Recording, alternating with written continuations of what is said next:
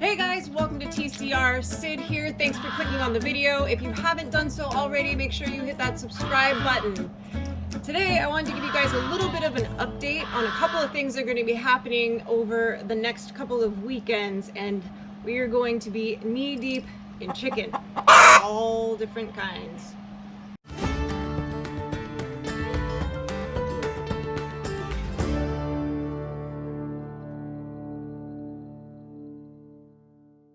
I wanted to take a moment to, today is actually 9/11, the 19-year anniversary, and while you will not be seeing this on 9/11, I am recording it on 9/11, and I had a long talk with Frankie, our daughter, this morning about 9/11 and what it was like that morning, and realizing from when the first tower fell to when us thinking it was just a terrible accident to when the second tower was hit, everybody going, something else is going on, and what that felt like.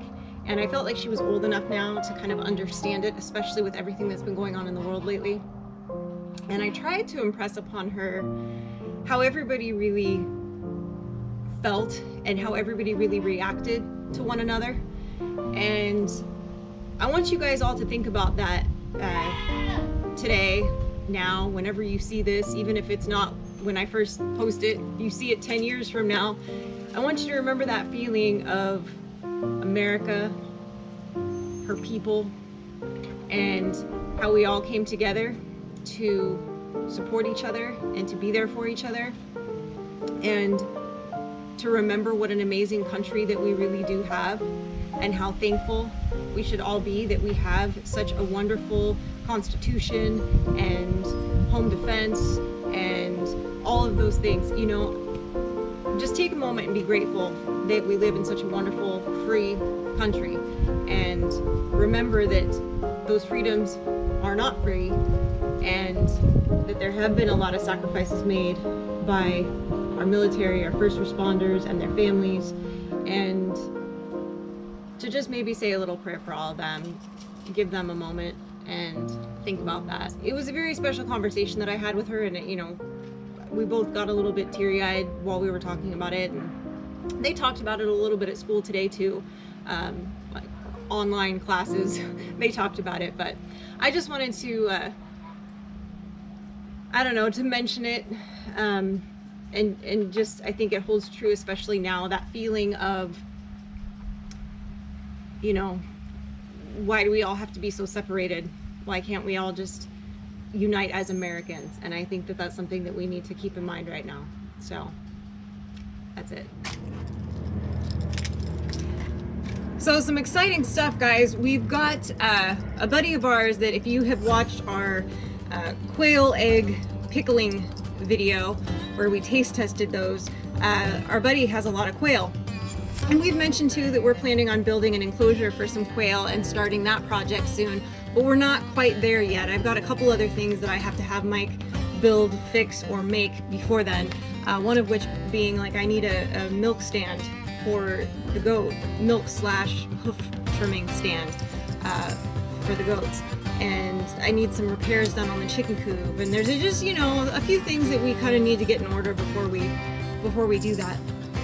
And he called me and he was like, hey, are you ready for quail? And I said, not yet. And he said, well, I have a lot of quail and I need you to take them off my hands. And I was like, okay, Brad, what are we talking here? How many quail and what do you want for them? And he's like, I don't want anything for them. I just want them gone. Fill your freezer. I don't care. And I said, well, how many? And he said, he sent me a picture in response. He literally has rows of them and he wants them gone. So I talked to Mike about it, and he's like, well, you can't pass up a bunch of free meat, but he doesn't even want anything. He's tired of feeding them, and he just wants them gone.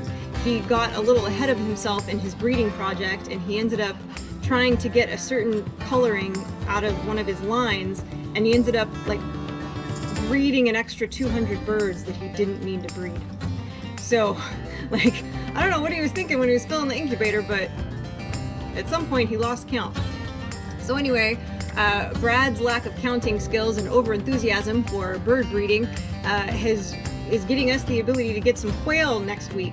So I'm very excited about that, because It's been years since I've eaten quail. Like, I can't even tell you, like, I may not like it. I don't know. I doubt that. But, I mean, it's like a tiny chicken. What's not to like? So we've got all these quail, and Mike wants to try pressure canning some of it. So we're going to have a few videos on the processing of the quail and some different things that we end up doing with the quail, depending on how many we actually end up getting. But it should be a decent amount, which is very exciting. And I don't know, I might keep like 2 of them just cause, but I don't know, we'll see. I do that, I sneak birds and keep them and then he doesn't notice. Plus, we have some ducks that we have got to, they need to go to Camp Kenmore in a hurry. So we have plus I've still got some Cornish that are ready that need to go. So we have our butchering cut out for us this weekend and next weekend. We are going to be just bird crazy, just going through them, which I'm excited about. Because, you know, it's time. They're time. You know, they need to go in the freezer. I got too many adult birds now that they've served their purpose, and now they're just an extra mouth to feed. So I'm ready to get them all off into winter camp. I think we're gonna pick them up next Friday, and then process on Saturday. So depending on how many we end up getting will depend on how long the processing day is, but they're, you know, a little easier procedure to do. I have not processed quail myself, and I think Mike has, because I think he's gone quail hunting before, but those are a little different breed of quail, so these are tiny.